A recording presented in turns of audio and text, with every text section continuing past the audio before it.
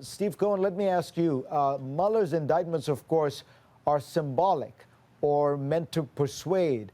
None of these people are ever going to see the inside of an American courtroom. They're all Russians.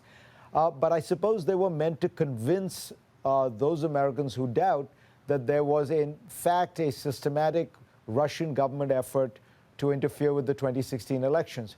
You have always been skeptical that there was such a plan, that it was some kind of great crime and it needed to be investigated. Are you now convinced? Absolutely not. Let me issue the obligatory disclaimer. I am not, nor have I ever been, a supporter of Donald Trump, but I am a supporter of facts.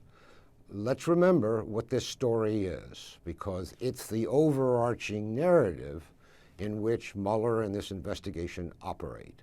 According to the story, Russian leader Putin directed a kind of attack, they say, on American democracy in 2016, which included stealing Mrs. Clinton's emails and disseminating them, as well as these social media activities by Russians that Mueller is now investigating. What is being said is that President Trump was put in the office or abetted by the Russians, and people go on to say that he is therefore in some way under the control of the Kremlin and therefore treasonous.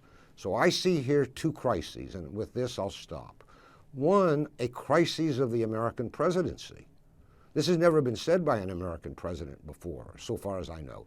And secondly, a crisis of American-Russian relations, because we are now in a Cold War much more dangerous than the preceding one, and we have to ask ourselves, if we don't trust our president to keep us out of a nuclear conflict or any kind of war with Russia, are we doomed? And these are the consequences of what we call Russiagate, for which I can find no factual evidence.